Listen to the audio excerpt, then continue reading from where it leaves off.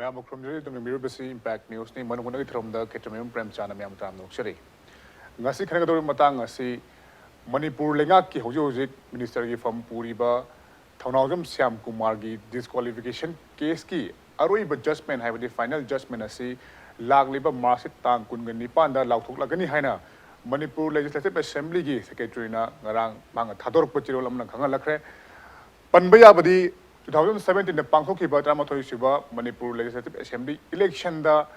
Congress ticket tagi yamna chawba margin da vote karaklaba matung da MLA oibagi wasak laudringai da Thaunawjam SHYAMKUMAR asi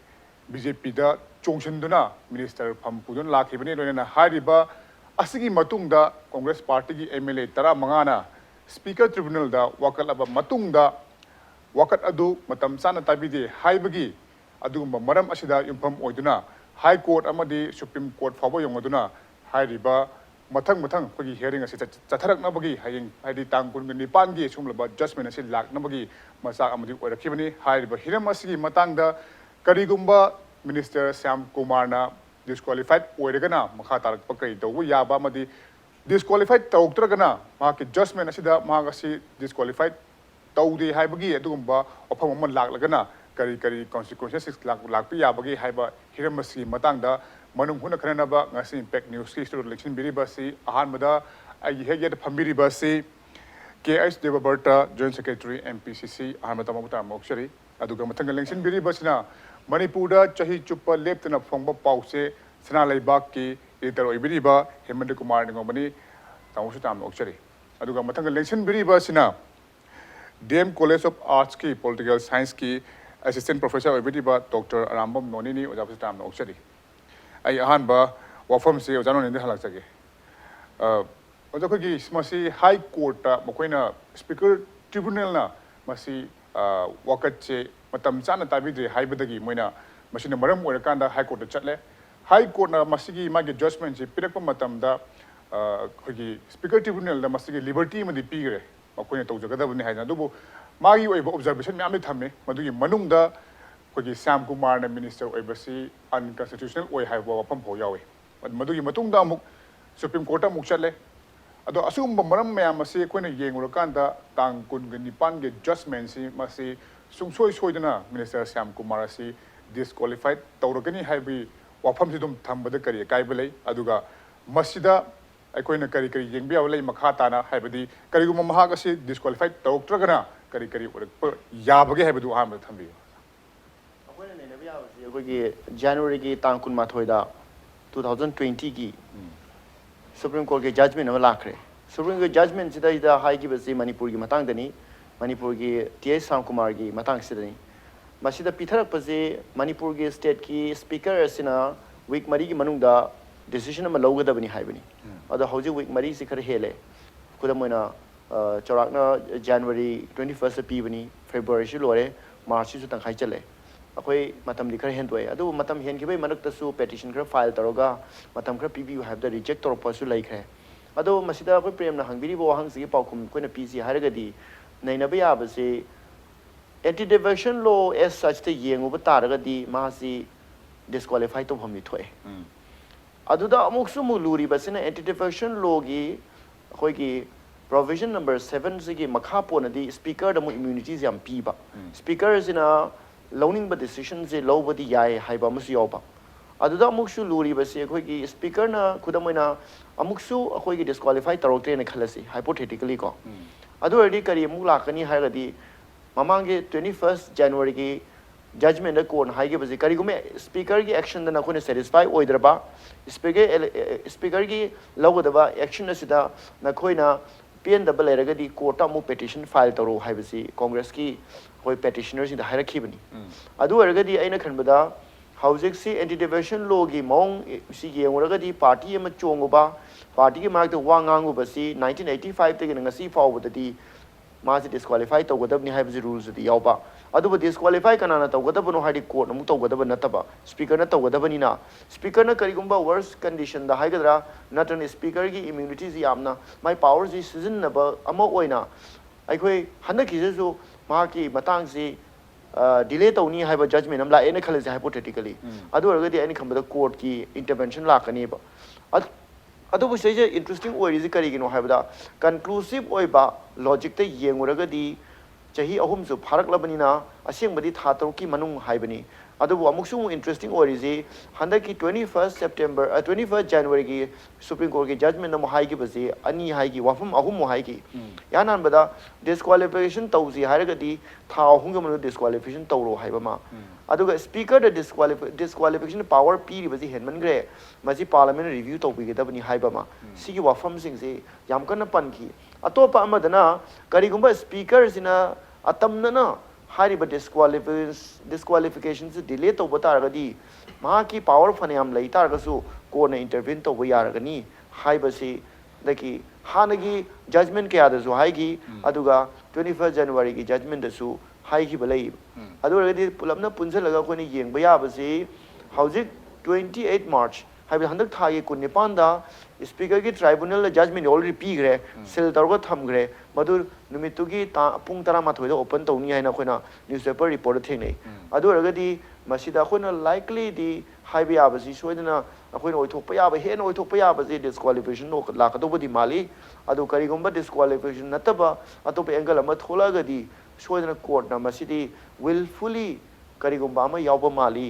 error अमा यावबा माली हाइबा अदुम language सिंग ममांगी judgement सिंग लैबनिना अदुगी शक्ति दु सिजनरगा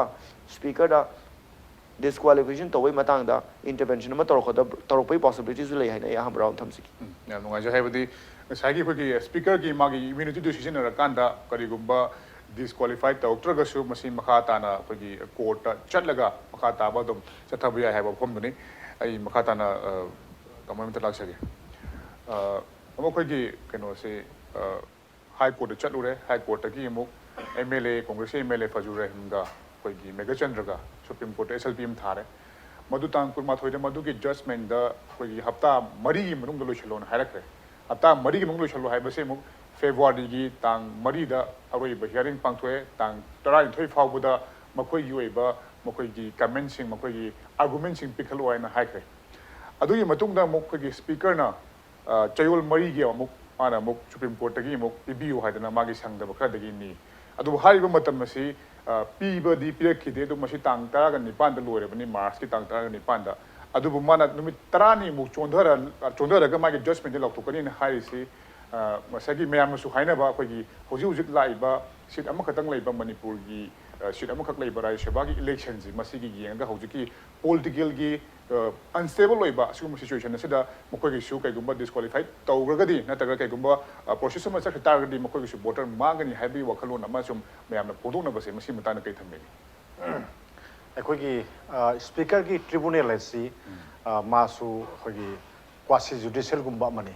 कनोददी 10 schedule ददी माना मफु ओइना लेबनिना याम चावे अदो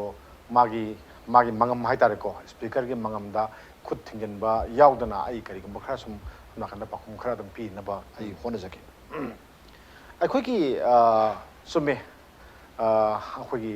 राज्य सभा की मागी मिखल से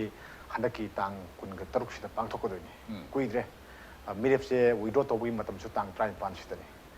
मयामना खंगी बीजेपी की गवर्नमेंट से मसिंग सुसु सुदना मसिंग सी हेता नंपोई पोइरगा गवर्नमेंट अमा पाइहिबनी याजिमदी लोइना खंगी अदो नंपोई पोइगेरा पोइरोइद्रा मसिंग दी मोइद लई मोय अब मयामना खंबी दुंगाई अहानबदा मोइना कारिसी मयामना खंबी दुनी एमएलए कुमाथोरक्तनी मोइना कारिसी कांग्रेसना अब कोई कुनगा निपान काबनी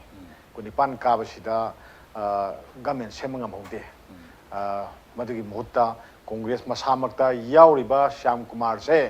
होगी एमएलए ओइबगी वासक लौद्रिङैदा बीजेपी दा सोंझल्लकांदा मासे मंत्री ओइरिनी गवर्नमेंट सौख्रिनेबो सुमाइन तौदना कांग्रेस की मागे सुम थोइदना मा गवर्नमेंट पाइबा ngमौदे बीजेपी ना गवर्नमेंट पाइ देन तसेंगना हेक्ता होगी मसिगिसी करी हाइतनो असेंग बसक्ता हाइतारगदी अखोइना दन खंगे श्याम कुमार ना तौरिसिदा मागी परमता सुमदे मसी परम सुमी हाइबसिमा आइगी सिनजिना हाइबा ngमदे अदु इंडिया की लॉ अदगी इंडिया की लॉ हाइतारेको इंडिया की लॉ अबदुगा लोइना अखोगी 10 शेड्यूल से 10 शेड्यूल सिदा यारिबा माई मसाक मयाम सिदा लेथोक लेसन याबा अहोबा मयाम यावबा सि खुदोंग जाबसे लौरगा अदुम श्याम कुमार से ngasi फावबा एमएलए दगी मिनिस्टर ओइरगा लेरई ना आई थमजगे अइना हंजन बम खक लई होगी hek hauba matamdagi government si mai congress tagi chonga oi sahi ahum mapung phare sahi ahum boksi mana law na yadana minister oirga lai then adagidi madu congress sagolaga lai masida kanamtana karim ta haiti number 1 haidi hairaga su ko ngamde then speaker gi kanogi magi wadi to se ko speaker budi magi kanogi nakal amade leibani to se honorable haitare ko koi governor gi mamang da per to matam da masi congress hoina bjp chongkelak pa yaw pot ama khaksa du leiri ne matam da democracy kan ge haitar ga di mana di hai ko disqualify to ba or nataga madudi ai gi thau na te speaker gi mathau ni hai bi ko ado mana head of the constitution oi bana karino to rise cdi ngamoi hai pot ama hai basu hai gi di adum yaraga lakhi pot ama khak lei ba madu amamba matam amani na khoina loba yai koi lepak si oina democracy da ya makpa keno ne na lobi adagidi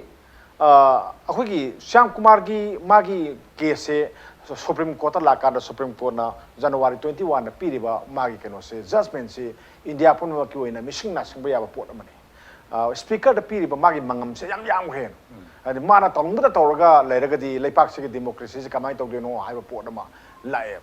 adu su matakta speaker haise kanano hakanda masi political party amagi ticket karakpane then adagi ticket karakpani then adagi masi hausu hoi party mi amad oiraga leiba mi amane party gi oi party amadagi karaga party amada yauriba mi amana party gi thabak khara tawba haiba se tangai phadaba dum khara lei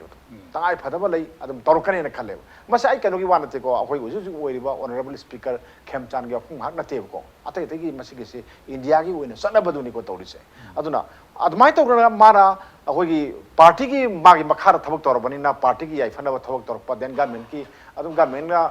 puthoga harp mi kanu oibani na favor da satpa se adum atop station da chum khaka lo channa bagi phim ma adum lei je ko adum uri singai ada piri ba supreme court ki ruling du da hai se ngachagi wai laba piu hai bani na disqualified togera tawroira maram sagera saroira nangi wai lama di piro hai bani matam kuire piro hai bani matam kuire piro na matam thare ado hoi magi wai du speaker na pidi kari hage da matam si lawi sayol mare khakta matam pibiu maram kari gino har kanda ma foreign da or india ki kano ki manipur ki wang mada ma sat kadaba mayam ma tangai phadaba mayam leire then adagi di house ki session leiba maram na mangonda judgment kan ma judgment je ta aina kutak ta smaina sungin na piya ponte ba SHYAMKUMAR du mayam mang du da heta songjallaga heta yawbani na heta mabu disqualify tawre haya ponte ba rule mayam pa dia ponte masai ek mayam thirakadoi ni adu mayam apply torkadoi pot amane adugi naina matam du sayol mare khang matam piu hai bane ada supreme court ta haire supreme court na yade yadaga su madugo yaroi haire ado yaroi pigada bani hayo poto adu su pande yadi yaroi di haire ado final hearing ama tawni na tathokre final hearing du tawdingai sida matam sidi tang pan sure mai man no logi matam do somdana supreme court se kamai tawre ji yam luba isuna tagadi hoi mojikti court phamoi le thokre karigino haga corona virus na maram oiraga corona virus ni maram oirkanda aruba issue na tagadi tangai phadaba emergency na tagadi phamoroi le thokre lakhoi gi laibak si yembiyo si lai lakanda magi judgment amam ahama pigi bado maduda hairi se karino ma hai kanda ngasaki speaker da piri ba magi matik mayai mayam se si hemen bana akhoi gi ngasaki asumba democracy ki sakam da akai bala mangale masi amtang review to oina haire tension amtang review to oina haire pire ado kui dana ikan kanadana lebak sigi law minister ko Ravi Shankar Prasad na mana haigisi madugido matam mana matam ma piraga speaker na madugido disqualify tawgadabani habdu saludabani mana hai publicly hai mana niyam da hai adugido power phongnai karigino ha kanda akhoi legislature gi thabakta court na khuthingin ba chingi madu haim thokte na mana mukhai gre mana mu sigi port se akhoi gi yam phajadaba port ama oye akoina ningsing minagadaba si mamangda manipur da yam sathiba disqualification gi case ama khak legi matamdu da tangai phadana matamdu gi speaker oiba hawam board babu si supreme court ki doctor lepki sidagi adum phare na hayu yagadra phadi hayagadra adagi special flight ama poraga court ki mamangda lepi photo madu hojiki speaker sina tarang madu pam gane de indi ai lokje de boy wani ko man lok lok de adu makti bor babu gi mato do ma to gen di khar bodo man de na sagi live question do adu de ai am lakhe do sina adagi gano sidi paikha haidok ma hai tare ko paikha haidok posi haidok da matam dagi yethu mayam khambire tang trai panda haidok po yara bani haidok po yabadu manamu numitra ne mu sangdu kari gino haibasi wakhal da sagat pani ko mase tang kano sida kun ga taruk sida election am lay election si yamna crucial oiba election am hoji phokyo de ko u fange di mayam na khambi dungai government pari ba kamu na puthokpa rai sabagi kano se candidate se ko candidate si mun hek mai pakal leo pakan bado manipur ki di pak yaro di phim ma na ke u fangi ko na kai lakno di khangde ko phokyo na di maram di magi partner oiriba npf se npf ki mire thadoi muje bo handokte magi mire chelo hogi matam budi tang trai pan waram gone na khali tang trai pan khang doi ni ko then adagi simale adagi di npp अखोई national people's party deputy CM का minister मरी लेरिबा MLA मरी लेरिबसे मसिसु मोगी निंगाय अम लेसि मयाम अदुम खंबिरे Moina हदकी Matang सिदा मोइसु लमन खुमिंगबगी हुल्लम अदुम सेले निपान लेथोखरे अमनत मिरे पुथोखरे अदुगा मरी अमना Moina अखोई नोइदा बोट पिदबसे अखोई कोना खननी हाइरे हाइरे मोइना डिमांड खर तोइदो मिनिस्टर पोर्टफोलियो की मतंग डिमांड खर तोइदो अदु हाना मित तौगदबनी हाय पोट अम डिमांड अम लेगे पोट अमनिना यामना क्रुशियल एबा पोट अम लाय लाकांदा मयाम पुनमकी डिसाइडिंग फैक्टर हाइगदा ओइरिसि करानो हागदा ngасagi कांग्रेस तगी मागी पार्टी ओरिजिनल पार्टी थादोगा बीजेपी द सेलखिबा पार्टी हाइतार सेलखिबा पार्टी दो मदुने बखोइने येंदोसे श्याम कुमार से नंबर 1 मासो अमा ओए अमा श्याम कुमार गिदी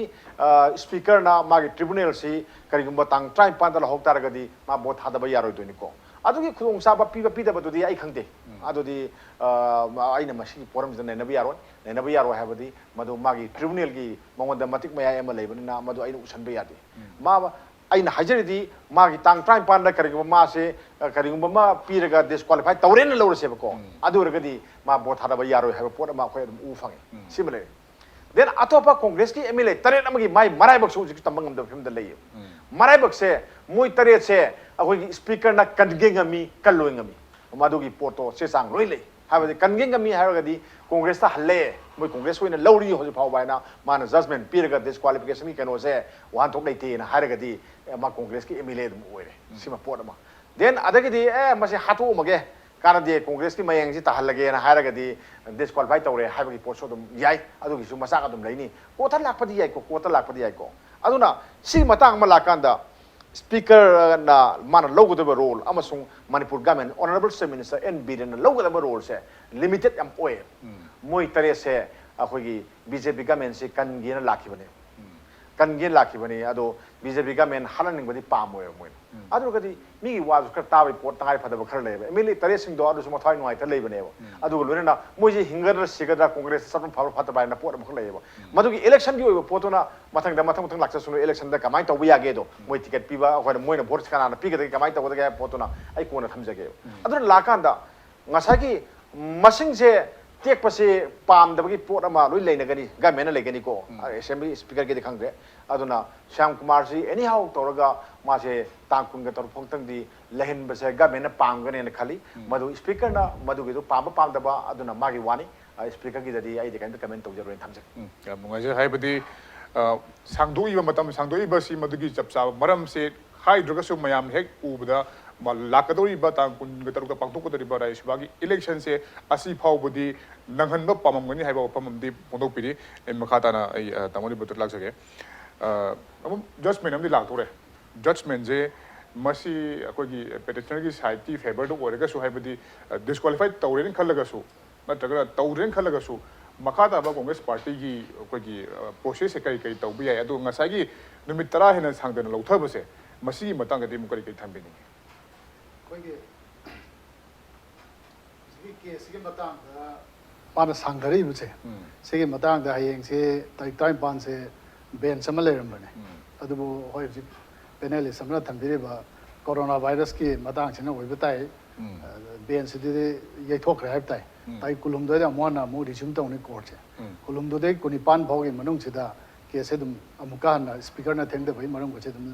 अदुदा खनर पुसे अदा कोइनो उबदी स्पीकर ना कुनि पान लेपिसी अदुम मदुगी पोतुना kun humdoi kun nipan phau manungda rai am di soi la ne Supreme Court ke manung do soi puthor ni hai ba aduna case ki treatment am di oi na sai ge panel sani thambiri ba perspective to ge kitang hong advance hoi bai ta to khwai de lu bu di ne ai khoi na congress na kari ta ka den hai do de khoi strategy ge wa ne khwai lu bu se speaker ki position se de speaker de freedom piramoya ma lo do decision sa hai bi ba Supreme Court ke observation da ma party में belong to buni na ma ki future में lai ni na political future ma lai mai strategy khara dum lai mone ba ma ki law ki matung ina tawri bani na tawru bada ma ki party ki interest so ko do di ma chu tawre ba aduna Supreme Court hai do adu ki kano se disqualification ki issue si MLA disqualification MP disqualification ki matter se pai na ba to khai ba tribunal lama na ta any other legal body ma thamba da ka ro in moina observation tawri se advisory observation ma central government da hai ri si maduna marum limitations ma am duna ne ba ana ai ge de ai ne ujabada de party na uri bada court mathang lai bu da observation pinari ba Manipur ke high court aduga high court ki observation mathak da Supreme Court no pi observation mayam du ubire ge de leba ngade khangye ba tawri ba tabu je la le hujik luri badi praja gi mihut sindana phambiri ba legislative assembly de phambiri ba mayam na praja da ai achumba thabak tawri bane no on ba ngam da bisine madu da speaker ki daitya se ma ge role se amna chawe ba ada sidi speaker ki ma ge moral da le aina tawri bi se praja gi afaba tawda ba karma afabna constitutional merit haibta assert tawna ba samvidhan se na khwai gi chawe samvidhan se na pri ba provision ki manung dai koi mayam chakada bane maru ine elected members ge channa ba honari ba MLA mayam se masi ekoi as part samvidhan da pri ba guideline di matung ina thabak tawri haibasi speaker da mayam da power mangam jade ma mai thire aduna party du busu speaker bu trap tawra thameba party mu mana tawge na tawbuda amuk magi future challenge tawkadra natraga confinement mayam instruction mayam na speaker se freedom magi freedom of just kado se magi duty hai tare mana justice deliver tawngam na duty ma tawbudu da mapung phana kado se freedom pidraga di adusu party du mara bak thiba ma ju mai thira bane ba ekoni engjeri bidi congress party no ji changgeli bise moi deliver tawkani ekoi cham da cham thade amuka hangbira de khoi cham da chani dum thajane ba escape route leite hai ba so high court ke observation ma tawri bisi loina illegal loi unconstitutional loi unethical loi unethical de lamchat sajat tofum thok to lamchat sajat amani hai bne ba adu phau ya no observation tawraga ada ikai khangaro hai ge de adu mi ki ma ge private institution da depend to hai ba adu makti idi honorable speaker so adu yong na praja da impression lehan gani lehi gani na khan ma jama jo kiram gani na khale adu bo party ki instruction soina waring gani theng da bhai maram tawri strategy hai bi ba vote ki dujam important adu jam vital we vote ne hai ba adura congress ki defect to ki ba taret ka Sri SHYAMKUMAR ga nipan ki vote aise arubam de dum boy lai ba strength total strength da ba ada moi ki mi mari ma di thokre NPK bi moi de vote pirak tabi ai moi candidate thagala bani na aduga independent abaga adai khoi ju possibility leidana dum mi thagali ne hari ba natra de pass over to gi ya bo phone ba ana adugi observation ro ama thamaga hujiki leidi ba tarik 9 da haidok kadur ba reserve tor ba speaker ki judgment se magi order haib dai tribunal order se maji to pade karing ba SHYAMKUMAR disqualified tawrak ba adu di bharat da ganatantra le to chamane ba Sri Ravi Shankar Prasad na hari ba Supreme Court ke observation advisory do advisable period do madu chanaba yaro ka haibsdi hojiki hindutwa da lesson ga bharat oi bagi haibagi wane ba yam secularist atmosphere am do oi madi adu chobu lan phama oi bne ba adu bo bharat ta hoji lan pham yaman gre constitutional merit assert to bagi matam natre ba bharat hoji che anga sarkar paina ga magi agenda mayam do chanaba honare ba adu congress helpless oi ba mari secularism the thazab democratic value the thazab party mo the sang la ne theidok sangam da mai da sangsam sungam da ma ga sai straight line dum chat bane ba puna ma hai na congress na khoi na khwai ki phaba party ni de khoi jo hai de ba kaino da manifesto da yaw ba party ki principle mayam de madu di attempt ne ba khoi ki kaino ne principle fill the implement the project ya ba matam na da dong la e adu ni hoji india ki crisis manung da manipur ki so khoi ki crisis ma share thung ba ya ni adaga high ba disqualification de to the suya ya ba akhoi su say speaker the power empire na my constitution thukai ba power de magon pi de na magon de pi the limitation constitution the pi ba rules ki manung da magon de pi ba guideline du makha manung da pi ba ne ba ngasi hayen khara theng bu de ꯑꯗꯨꯗꯤ ꯇꯧꯔꯨꯕ ꯑꯔꯥꯟꯕꯗꯨꯒꯤ ꯃꯈꯥ ꯇꯥꯕ ꯑꯔꯥꯟꯕ ꯃꯊꯪ ꯃꯊꯪ ꯂꯥꯛꯄꯩ ꯋꯥꯅꯦꯕ ꯍꯥꯏꯗꯤ defect ꯇꯧꯔꯤꯕ ꯃꯤꯁꯤꯡꯗꯨꯒꯤ ꯃꯔꯥꯟꯁꯨ ꯑꯗꯨꯝ ꯌꯥꯎꯋꯦ ꯍꯥꯏꯔꯤꯕ ꯑꯗꯨꯅ ꯄꯨꯝꯅꯃꯛꯁꯤ ꯌꯦꯡꯉꯒꯗꯤ ꯁꯪꯕꯤꯙꯥꯟꯒꯤ ꯃꯥꯌꯣꯛꯇ ꯁ꯭ꯄꯤꯀꯔꯅ ꯂꯩꯕ ꯌꯥꯗꯕꯅꯤꯅ ꯃꯥꯁꯨ ꯑꯗꯨꯝ ꯈꯪꯒꯅꯤ ꯍꯌꯦꯡ ꯃꯗꯨꯒꯤ ꯄꯅꯤꯁꯃꯦꯟ ꯀꯔꯤ ꯑꯣꯏꯒꯗꯒꯦ ꯍꯥꯏꯕꯁꯦ ꯃꯗꯨꯗꯤ ꯑꯍꯥꯟꯕ ꯀꯦꯁ ꯑꯣꯏꯗꯧ ꯃꯥꯜꯂꯤ ꯑꯗꯨꯗ ꯇꯧꯔꯗꯤꯀꯣ ꯑꯃꯨꯛꯀ ꯍꯟꯅ ꯗꯤꯁꯀ꯭ꯋꯥꯂꯤꯐꯤꯀꯦꯁꯟ ꯇꯧꯗ꯭ꯔꯕꯩꯗꯩꯁꯤꯗ ꯑꯗꯨꯗꯤ ꯂꯟꯖꯥꯎ ꯑꯆꯧꯕ ꯑꯃ ꯑꯣꯏꯅꯦꯕ ꯑꯗꯨꯗꯤ ꯑꯩꯅ ꯑꯣꯕꯖꯥꯔꯕꯦꯁꯟ ꯑꯃ ꯊꯝꯖꯒꯦ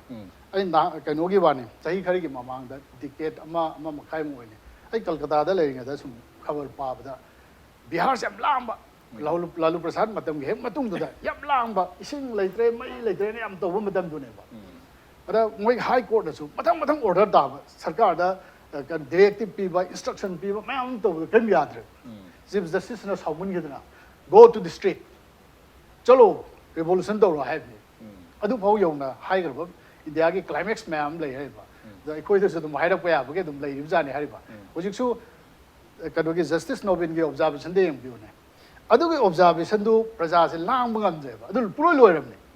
ꯍꯧꯖꯤꯛꯀꯤ ꯏꯝꯐꯥꯜꯒꯤ ꯕꯦꯟꯁ ꯍꯥꯏ ꯀꯣꯔꯠꯀꯤ ꯕꯦꯟꯁꯇ ꯄꯤꯔꯤꯕꯗꯣ ꯑꯩꯈꯣꯏꯒꯤ ꯁꯣꯁꯥꯏꯇꯤꯒꯤ ꯄꯣꯂꯤꯇꯤꯀꯦꯜ ꯐꯦꯕ꯭ꯔꯤꯛ ꯄꯨꯝꯅꯃꯛꯇꯤ ꯄꯣꯂꯤꯇꯤ ꯍꯥꯏꯕ ꯇꯥꯔꯦ ꯄꯨꯂꯣꯏ ꯂꯣꯏꯔꯦ ꯍꯥꯏꯕꯅꯤ ꯁꯤꯗ ꯑꯗꯨ ꯄ꯭ꯔꯖꯥꯅꯁꯨ ꯑꯦꯛ ꯇꯧꯕ ꯉꯝꯗꯕ ꯃꯇꯝ ꯑꯣꯏꯕ ꯍꯥꯏꯗꯤ ꯑꯩꯈꯣꯏ ꯏꯁꯨꯁ ꯑꯦꯟ ꯄ꯭ꯔꯣꯕ꯭ꯂꯦꯝ ꯃꯌꯥꯝꯁꯦ ꯌꯥꯝꯃꯟꯈꯤꯕ ꯍꯥꯏꯕ ꯇꯥꯏ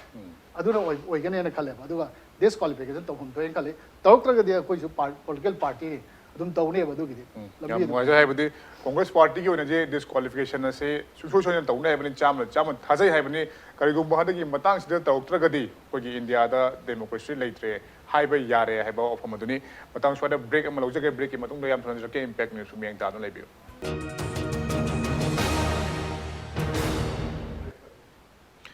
ꯃꯌꯥꯝ ꯑꯃꯨꯛꯀ ꯇꯔꯥꯝꯅ ꯑꯣꯛꯆꯔꯤ ꯈꯔꯝꯂꯤꯕ ꯑꯁꯤ ꯇꯥꯡ 29ꯗ ꯃꯤꯅꯤꯁꯇꯔ ꯁ꯭ꯌꯥꯝꯀꯨꯃꯥꯔꯒꯤ ꯗꯤꯁꯀ꯭ꯋꯥꯂꯤꯐꯤꯀꯦꯁꯟ ꯀꯦꯁꯀꯤ ꯑꯔꯣꯏꯕ ꯖꯁꯃꯦꯟ ꯂꯥꯎꯊꯣꯛꯀꯗꯧꯔꯤꯕ ꯑꯁꯤꯒꯤ ꯃꯇꯥꯡꯗ ꯀꯔꯤꯒꯨꯝꯕ ꯃꯍꯥꯛ ꯑꯁꯤ ꯗꯤꯁꯀ꯭ꯋꯥꯂꯤꯐꯥꯏꯗ ꯇꯧꯔꯒꯅ ꯀꯔꯤ ꯑꯗꯨꯒ ꯇꯧꯗ꯭ꯔꯒꯅ ꯀꯔꯤ ꯍꯥꯏꯕ ꯍꯤꯔꯝ ꯑꯁꯤ ꯃꯇꯥꯡꯗꯅꯤ ꯑꯩ ꯃꯈꯥ ꯇꯥꯅ ꯑꯣꯖꯥꯅ ꯂꯥꯛꯆꯒꯦ ꯑꯣꯖꯥꯅꯤ ꯖꯁꯃꯦꯟ ꯑꯃꯗꯤ ꯂꯥꯛꯑꯅꯤ ꯖꯁꯃꯦꯟꯁꯤ ꯀꯔꯤꯒꯨꯝꯕ ꯗꯤꯁꯀ꯭ꯋꯥꯂꯤꯐꯥꯏ ꯑꯣꯏꯇꯥꯔꯒꯗꯤ 6 ꯃꯟꯊꯁꯀꯤ ꯃꯅꯨꯡꯗ ꯑꯩꯈꯣꯏꯒꯤ ꯕꯥꯏ ꯏꯂꯦꯛꯁꯟ ꯑꯃ ꯇꯧꯗꯕꯗꯤ ꯌꯥꯔꯣꯏ ꯑꯗ ꯃꯁꯤꯗꯩꯁꯤꯗ ꯑꯩꯈꯣꯏꯒꯤ ꯃꯤꯅꯤꯁꯇꯔ ꯁ꯭ꯌꯥꯝꯀꯨꯃꯥꯔ ꯑꯁꯤ ꯃꯥꯒꯤ ꯄꯣꯔꯠꯐꯣꯂꯤꯑꯣ ꯃꯥꯒꯤ ꯃꯤꯅꯤꯁꯇꯔ ꯐꯝꯁꯤ ꯃꯥꯅ ꯀꯟꯕ ꯌꯥꯕꯒꯤ ꯑꯦꯅꯤ ꯍꯥꯎ ꯇꯧꯗꯨꯅ ꯁꯤ ꯁꯦꯞ ꯇꯧꯔ ꯊꯝꯕ ꯌꯥꯕꯒꯤ ꯀꯔꯤ ꯄꯣꯖꯤꯕꯤꯂꯤꯇꯤ ꯂꯩꯒꯦ ꯑꯗꯨꯒ ꯃꯥꯁꯦ ꯑꯃꯨꯛ ꯍꯟꯅ ꯕꯥꯏ ꯏꯂꯦꯛꯁꯟ ꯇꯧꯕ ꯃꯇꯝꯗ ꯁꯨꯝ ꯌꯦꯡꯕ ꯃꯇꯝꯗ ꯑꯦꯁ ꯑꯦ ꯁꯤꯇꯤꯖꯟ ꯑꯃ ꯑꯣꯏꯅ ꯌꯦꯡꯕ ꯃꯇꯝꯗ ꯍꯥꯟꯅꯒꯤ ꯑꯗꯨꯃꯥꯏꯅ ꯍ꯭ꯌꯨꯖ ꯃꯥꯔꯖꯤꯟꯗ ꯑꯃꯨꯛ ꯍꯜꯂꯛꯀꯅꯤ ꯍꯥꯏꯕꯒꯤ ꯊꯥꯖꯕꯒꯗꯤ ꯂꯩꯕꯤꯕ꯭ꯔꯥ ꯀꯩ ꯍꯥꯏꯕꯤꯅꯤꯡꯉꯤ ꯏꯍꯥꯟ ꯍꯥꯟꯕꯗ ꯋꯥꯐꯝ ꯑꯅꯤ ꯑꯍꯨꯝ ꯈꯛꯇꯪ ꯑꯩ ꯄꯟꯖꯅꯤꯡꯉꯤ ꯑꯩꯈꯣꯏꯒꯤ ꯍꯧꯖꯤꯛꯀꯤ ꯑꯍꯥꯟꯕ ꯋꯥꯍꯪ ꯃꯍꯥꯛꯁꯤ ꯗꯤꯁꯀ꯭ꯋꯥꯂꯤꯐꯥꯏ ꯇꯧꯕ ꯇꯥꯔꯒꯗꯤ ꯃꯍꯥꯛ ꯑꯁꯤ ꯑꯩꯈꯣꯏꯒꯤ ꯂꯤꯒally ꯃꯍꯥꯛꯅ ꯆꯠꯊꯈꯤꯕ ꯊꯕꯛꯁꯤꯡꯁꯤ ꯂꯥꯜꯂꯤ ꯍꯥꯏꯕꯁꯤꯃ ꯀꯣꯔꯠꯀꯤ ꯖꯖꯃꯦꯟꯗ ꯂꯥꯛꯀꯅꯤ ꯏꯔꯣꯏꯅꯅ ꯁ꯭ꯄꯤꯀꯔꯅꯁꯨ ꯑꯗꯨꯒꯤ ꯖꯖꯃꯦꯟꯁꯤꯡꯗꯨ ꯌꯥꯔꯦ ꯊꯦꯡꯉꯁꯨ ꯊꯦꯡꯅ ꯍꯥꯏꯕꯒꯤ ꯁ꯭ꯄꯤꯀꯔꯒꯤ ꯐꯅꯌꯥꯝꯅ ꯄꯥꯋꯔ ꯂꯩꯔꯝꯕꯗꯨ ꯄꯥꯋꯔꯗꯨ ꯃꯈꯥ ꯇꯥꯅ ꯗꯤꯂꯦ ꯇꯧꯕ ꯁꯤꯖꯤꯟꯅꯔꯣꯏ ꯍꯥꯏꯕꯅꯤ ꯑꯗꯨ ꯉꯁꯥꯏꯒꯤ ꯑꯩꯈꯣꯏ ꯇꯥꯃꯣ ꯀꯣꯡꯒ꯭ꯔꯦꯁ ꯁ꯭ꯄꯣꯛꯁ ꯄꯔꯁꯟ ꯍꯥꯏꯕꯤꯈꯤꯕ ꯃꯅꯤꯄꯨꯔꯒꯤ ꯑꯩꯈꯣꯏꯒꯤ ꯍꯥꯏ ꯀꯣꯔꯠꯀꯤ ꯖꯁꯇꯤꯁ ꯅꯣꯕꯤꯟꯒꯤ ꯃꯈꯥꯗ ꯄꯤꯈꯤꯕ ꯖꯖꯃꯦꯟꯗꯁꯨ ꯃꯁꯤ ꯑꯦꯊꯤꯀꯦꯜ ꯑꯦꯟड ꯀꯣꯟꯁꯇꯤꯇ꯭ꯌꯨꯁꯅꯦꯜ ꯀ꯭ꯋꯦꯁꯟꯁꯦ ꯑꯣꯜꯔꯦꯗꯤ ꯄꯨꯈꯠꯈ꯭ꯔꯦ ꯑꯗꯨꯕꯨ ꯍꯥꯏ ꯀꯣꯔꯠꯀꯤ ꯖꯖꯃꯦꯟꯁꯤꯒꯤ ꯃꯊꯛꯇ ꯑꯃꯨꯛ ꯁꯨꯄ꯭रीम ꯀꯣꯔꯠ ꯆꯠꯄ ꯌꯥꯕꯅꯤꯅ ꯑꯗꯨꯒꯤ ꯄ꯭ꯔꯣꯕꯤꯖꯟꯗꯣ ꯑꯃꯨꯛ ꯁ꯭ꯄꯤꯀꯔꯅ ꯁꯤꯖꯤꯟꯅꯔꯛꯄꯅꯦ ꯂꯧꯖꯩ ꯑꯩꯗꯤ ꯑꯗꯣ ꯃꯁꯤ ꯑꯆꯨꯝ ꯑꯃꯁꯨꯡ ꯑꯔꯥꯟꯕꯒꯤ ꯋꯥꯈꯜꯂꯣꯟꯗ ꯅꯩꯅꯕꯒꯤ ꯃꯊꯛꯇ ꯑꯩꯈꯣꯏꯅ ꯅꯩꯅꯕ ꯌꯥꯕꯁꯤ ꯑꯦꯟꯇꯤ ꯗꯤꯐꯦꯛꯁꯟ ꯂꯣ 1985 ꯑꯃꯁꯨꯡ 2003ꯗ ꯁꯦꯝꯗꯣꯛꯈꯤꯕꯁꯤꯗ ꯁꯥꯒꯣꯟꯅꯔꯒ ꯂꯩꯕ ꯑꯋꯥꯠꯄ ꯁꯔꯨꯛ ꯂꯨꯞ ꯍꯣꯜꯁ ꯍꯥꯏꯇꯥꯔꯦ ꯃꯁꯤꯒꯤ ꯂꯨꯞ ꯍꯣꯜꯁꯤꯡꯁꯦ ꯑꯩꯈꯣꯏꯒꯤ ꯄꯣꯂꯤꯇꯤꯛꯁꯇ ꯃꯑꯣꯡ ꯌꯥꯝꯅ ꯆꯥꯅ ꯃꯑꯣꯡ ꯌꯥꯝꯅ ꯆꯨꯝꯅ ꯂꯨꯞ ꯍꯣꯜꯁꯤꯡꯁꯤ ꯃꯊꯪ ꯁꯤꯖꯤꯟꯅꯔꯛꯄꯅꯦ ꯍꯥꯏꯅ ꯑꯩ ꯂꯧꯖꯩ ꯑꯗꯨꯕꯨ ꯂꯨꯔꯤꯕꯗꯤ ꯉꯁꯥꯏꯒꯤ ꯃꯁꯤꯒꯤ ꯂꯨꯞ ꯍꯣꯜꯗ ꯁꯤꯖꯤꯟꯅꯔꯛꯄꯗ ꯂꯣꯁꯤꯒꯤ ꯑꯋꯥꯠꯄꯁꯨ ꯊꯣꯛꯂꯛꯄꯁꯦ ꯑꯗꯨꯅꯅꯤ ꯍꯟꯗꯛꯀꯤ ꯖꯖꯃꯦꯟꯗ ꯑꯩꯈꯣꯏ ꯉꯁꯥꯏ ꯄꯟꯅꯔꯤꯕ ꯖꯖꯃꯦꯟꯁꯤꯗ ꯍꯧꯖꯤꯛꯇꯤ ꯏꯟꯗꯤꯄꯦꯟꯗꯦꯟ ꯑꯣꯏꯕ ꯇ꯭ꯔꯥꯏꯕꯨꯅꯦꯜ ꯑꯃ ꯑꯣꯏꯅ ꯇꯧꯍꯜꯂꯁꯤ ꯁꯨꯄ꯭रीम ꯀꯣꯔꯠꯅ ꯍꯥꯏꯔꯤꯁꯤ ꯑꯗꯨꯅ एंटी डिफेक्शन लॉज है खनबदा मथंगी चही सिंगददी इलेक्शन की मैनिफेस्टोदा सोदना पार्टी खरदे हाबनरकदो माली मसी सोदना हेना डेमोक्रेटिक ओहेंसी हेना इंडिपेंडेंट ओहेंसी सिमा अतोपा मदा बाय इलेक्शन दी विदिन 6 months तौगदबनी अदुगा डिस्क्वालिफिकेशन तौर मतुंगदा अमुकसु मिनिस्टर अमुन क्लिंग ऑन तौरगा अदुरा यालगा लैबदी that's going to be a very huge ethical moral question aduna whether public outcry is lakani aduga politics is yam phajadaba mawong ama lakani aduga masi constitution is yam kon valid oido mandi sima atopa madaina sigi arguments is strengthen taunaba ngasai akogi editor no haibiriba ngasai gi judiciary amasung legislature ga yam chawa crisis in India da phanam kuire leirisi masi akogi Europe da maroina Britain da sizinabada अफावबा अखोगी political scientist लॉ द work तौर ममी ना हारंबदा tyranny of the unelected haina hairami haibadi vote ka da mi singna suyam chauselak pasi pamde haina political parties in hairakpa lenga pai basin hairakpa masi kari gi no ade judiciary na political parties sing na lenga pai basin na kari mo da thabak trawda ma gi constitutionalism gi chanabi sing si kari guma tamda madu gi against lak pa yam yorop kan da judiciary na hekta custodian of the constitution oibani na parliament gi judiciary ne chaw ina longna bani na judiciary na khurek thinjala pujida parliamentary sing si yamna makoi da nungai ta phawbi gi crisis si hauji gi anti defection law da masai panbi gi ba akhoi BJP ki MP amana minister amana high ki bado adu ki reflection ne ba adu bo hojik si mang da tari ba judgment se akhoi na judgment se reserve tauba adu ga 28 March law thokani numitarani hele haiba sida live wafam sida aina khan reserve taw numitarani extend taw sidi haye ko court case la adi kai har ka de da akhoi di judgment di already within the stipulated time logram ni only law thokada bu ngai na bai wa khatani haina mo ai capital speaker ki side hair ka do male aduna sigi simadi ma safe oi do male swaida adu bo aina point ani katang pani sigi question sida support to boina speaker na decision se lawi amasung laude anti defection law gi loophole season ay amasung season ade haiba singina maram oraga karigumba hairiba cheneri ba MLA ase disqualify tawrokta taragadi kari thopa yabagi haisi ai case ani kitang pani masi se case ani mak se am 1992 da thoki boin tawi Manipur ki case hoi tawai return haibi ba hawum borbabu gi case asida maha ki ngasai gi yamna whimsical oina asai gi MLA is disqualify taw thoba aduga court na disqualify tawido willful error ni haigi my judgment da willful error ni haibdi atamnana lan tawbani haibsineba aduna maram oga maburi instead taw mahak to disqualify tawba yaro haibsi hairakpa adai mu matamdagi akoi ge secretary of the assembly in order ji thoba assembly the order assembly secretary order thu yana ma mu suspend tawba adu voluntary retirement tawena mu adugi speaker na hairu bagi wa thok sida mu ko na mu adugi case mu laga ko na da mu haiba secretary so mu reinstate tawgi ba hinghalaki ba haitare asumna aina ngai paning basi speaker na mathau si loophole season haiduna su logi anti defection law provisions sine hairu madugi limit abadi judicial review da laibani na judicial review ki powers sinaga willful oitaragadi judiciary na dum intervene tawrani aduga hairiba si angle si yenguragadi 28 March da hopefully disqualification ni maike da lakani sini aroiba case amana kasagi kilhoto versus aduga Jashil who haidana 1992 thokiba cases haigiba si karigumba speaker sina atamnana unnecessarily delay tawba taragadi speaker ki judgment se ko na interfere tawba yai haireba adori judgment ani si akhoi na yenga icham chamna naina ba yabasi laiba kunipan ki judgment se disqualification maike da uba phangi makha ta na karigumba disqualify tarokta ba taragadi adori moral question me anu sai hainariba loi tholani moral question tholani adodi speaker ki powers excessive oibra oidabra haibagi parliament p give advice tholani adu ain khampada India parliament debate amadi lakado male but punama asina background thamaga aina yengjabadadi speaker is a guardian of the house haine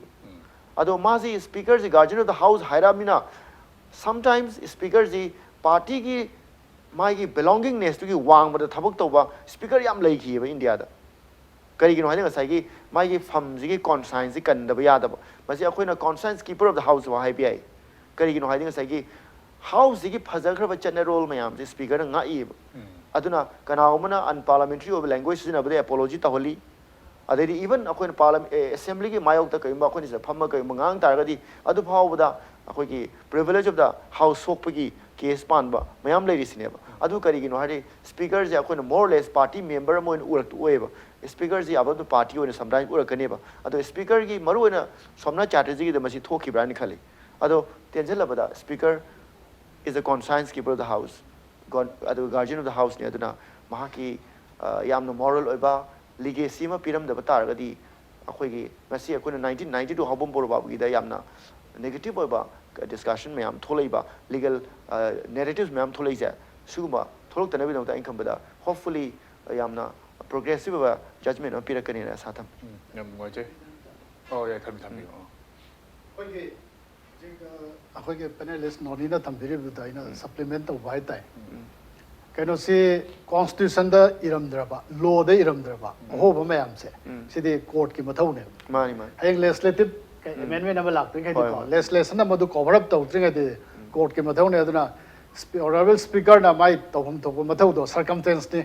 phibam ama pira bane tan thok ba ba ge 10 schedule the piri se karam kan da karam phibam da MLA ama MP ma tan thok ba ya ga de hai de guideline ne ba adu pan tan thok thok da tan thok tra ga di madu court na adum masan interfere tau ba khud thing jan ba adu gi review tau bu mathau ne redress tau ba ne review tau da na da madu gi chap chaba bichar ma de court na tau bum thoi ma de constitution ne pira bane ba number 2 da hojik lai ba issue si speaker na tau ri ba thabak se masi public review ka bai tau de hai bisni ba uji akoi da la ka de issue de akoi da praja da ya hun ga da message political party na are speaker na tau bum thok pa phibam madu da tawdre sigum ba disqualification tawda ba Sri SHYAMKUMAR na constitution khungau na bse masi disqualification tawum thui hai bse tawdre hai bse koi the political party na praja da yahun ga koi na keno tamam de thala sake tu roi budai keno nom lak sake lawo koi ki keno se maji disqualify tawri khala se ai kan yeah tarang je lo hela se oh yeah ke suka ke maka samda bitare aduna tamai thamne ningi se hogi se SHYAMKUMAR si disqualify tawri khala se masi koi ki keno da by-election la ni by-election la ko da Congress ki preparation ji kana kana lai re hoji karam candidate se ready taw thambi re kamai taw bi na akoi adum preparation de tawi ko vote ka ba ka daba magi kendra duna aduna matam duge vote lakpuge wane ba akoi na disqualification ke thari ba pode se akoi ge candidate afabam lai re akoi vote ka na bhona ne na tha ba na te ba aduna to khai bane kari gi su akoi adu khaloi khaloi do maram laite akoi jo khalle bane magi sit se party betray tawra chakhar ne mai se kahan da vibe se Congress party ke agenda number 1 oigado rim ne ba adun bo khogi MLA ani Sri Megachandra musung phajura him changa tharim ne ba party strategy ne ari ba khojo kana bo hona gani adum ka gani ena khalle ma di puthar radau ne ba Sri SHYAMKUMAR ke soi bisai ngasi ma masa ju ta gani panel ki discussion ne da mana mantri head mahun minister oina pa ba kan portfolio pai wanda imphal da tha bazar da market sing da tha magi mang da che manam phau ta halwa hai ne ba hoji plastic ka che gana phun phun ga hai ba aduga mana tawri ba thabuk sida unconstitutional oiba samvidhan amasung channel lon ke mayok ta leiba nga tane ba si mayam je khangna praja na vote amu piraga di now democracy ki test di praja da lei re hai ba do ai option di sidi political party ni chalaga mi ki mind lekhai ra sembang am ponte ba mai mi ki matam ki train ne ba aduna vote ka da bhai do di ma ki constituency leiba praja sing ki wakhalon da lei tangum chung ganatantra ki piri अधिकार सिंह तो फजन exercise तौरगदि कानियाय वादे लेते बा अदना अनि सुबदाई ना थमजनिंग बसे एकोय की सिगुंबा डिस्कशन दा कोइना प्रजा दा यहोनिंग बसे तौरी बथवा से प्रजा की इंटरेस्ट सोक बसे खुदक तदि सोक बसे सोए है बसे हाइबंग अब्द्रगसो अखोइना निंग तमेबा अखोइना ngang ngमेबा पैनल डिस्कशन फमेबा पुनमा से अधिकार से संविधान दैनि संविधान की चैनल लोन से हेक थुगाई बकांदा अदुना नि थिकल होय हाइसे लोना हाइबदो law sina law in mio bigi conduct puna mak mio bigi branch sab oigar pone ba adu I ba kan da law puna mo address to ngam dre ba ano no wakhalon thogla kan ne ba adu thoglak bam problem issue mayam thoglak ba kan da ano bo thoglai mayam da law se mo mathang sema chat na sema ga chat kina ba na samaj se protect tong chat na bo kona ba sida mateng ba na legislature ai na akoi MLA MP mayam se khalli ba ne hari ba adu mo koi na samvidhan thogai ra kan da di se lekai ki channel on chat thogai ba ma gi di mai hek ta thai समाज की सनो लोंचत कनो तो बोद मयाम होर मे एकदा थादो एबा अदो MLA ओइबे सिंगना प्रजा बु नंधरगा अरांदो मयाम तो कंद प्रजा से होबुंगम दुसे सी फ्यूचर चैलेंज जमने अखोय की तुंगी लाखदब सभ्यता है ताई सिविलाइजेशन दा अचोबु चैलेंज जमने बा अदुनी अखोयना पॉलिटिकल पार्टी ने यौनब होनरी से मैसेज अदु यौनब होने जमने बा कनो दी बाय इलेक्शन सोय लाकनी तरे तो किसु बाय इलेक्शन लाकनी मतम खरे चंबे याय मोइना को वे लेथोक लेसिन के room Khare लेथोक Khare हाइबा aduga Sri SHYAMKUMAR gi aduga by election dugi damokta congress odum preparation no prepare te khoi ding ngai ri bne by election la ko da khoi de madu challenge do throw do the test on do ni madu da achobo lan pham mo do ri ne ba khoi jo mai pang na ba dung ngam ne no ji khalaga taw ri ne khoi jo election gi de loi high be ati high be ati na adu di reservation da thami adu bo maru oina संविधान के channel on chat ngak ta mi do khoi madu आइन की मतुंग ने punish तौन बगे दमकता MLA होइना थागलगसु disqualified तौदन मा नमदगी है बगे प्रमाण दो कोई इतिहास तो ले होना बगे दमकता कांग्रेस पार्टी ने होना बने ओके हम नोगा जे है बगे कांग्रेस पार्टी ने होना रे बस मरु होइना कोई की संविधान नि वांग मदा मदुगी अगेंस्ट तौबा दु मिया मांगदा मदु तौबु यादे है बदु उतना बगे दमकता मरु होइना तौबने है वाफम दुनि आई अरोय बइना तमम तुम अलग सके अब श्याम कुमार से डिस्क्वालीफाई तौर खलसी मागी पॉलिटिकल करियर से याम थीने फगरे है तारे कोई सुम येंबदा 2007 न माना कारक बस एमपीपी का मतन मा जेल लेंगे दुम का बनी पोट लिसिंग तरा ते ओम फंगमनी अदगी 2012 तक का बसु मा लिसिंग 35 रोम अदुसु आईएनसी की कैंडिडेट मा लोय मग मैथ्यू मा तनी लिसिंग तरा गनि पा मथक फंगमनी 2017 जु ता नि पांगी मथक हेन फंगी अदुगा होजिक सु मासी कोगी प्रजा ना यामना पाम बाय तारे अंड्रू केंद्र यामना याम पाम बाय याम डेवलपमेंट तौबे गाय सुम हाइनरी अमरोम दना अमुक होजिक मागी यामना कलंबा कोगी मागी राइट हैंड बाय तारे एल संजोय है होजिक सी मासु मु होजिक सी बोर्ड पे फूम ने याम तौरी हबे पाउसु याम सुम गांगनरी कोना सोशल मीडिया सु उ फंगी अदुना हंडक की असिदा मासी डिस्क्वालीफाई तौरे खलसी 6 मंथ्स की मनुंग सिदा मासी अमुक बोर्ड वायलेशन लाइ खलसी मसिदा श्याम कुमार की फिल्म से कमाई तौबे याय खितंग दे ngनमली अखोय लेनरिसे अखोगी मदुगिदो हाई भोक्ता नुआई तब सुदुम यावी अदो आई खितंग आई समना खितंग थमजरमगे अखोगी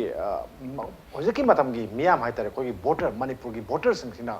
करी पामगी हाइबा पोसिमा अखोई नैना बताई नैना बसिनि को याम मरु ओरिसे अदुगा तसेंगना अखोगी इंडिया की डेमोक्रेसी की मसक थोकपा महाव मपीगे हाइतारगदी कोई मिरेप खनबसी याम मरु ओय मिरेपसी करिनो हारगदी मसागी ओइजेबा थादुओगा मियामगी थबक तौबा ngamgदब मीदो कोइना थीदुइने थीरिबा थबक तौबा ngamgदब मीदु करम करम मागी मतिक मयाई शेनगे हाइबगी लिस्ट अमा पीबा कांदा लिस्टिंगदुदा होजकी श्याम कुमार सी यावब्रा यावदब्रा येंगदोइने अदुगिदु यावरमगदी मा भोट पीदोइनी यावरमद्रगदी मा भोट पीरोइदोइने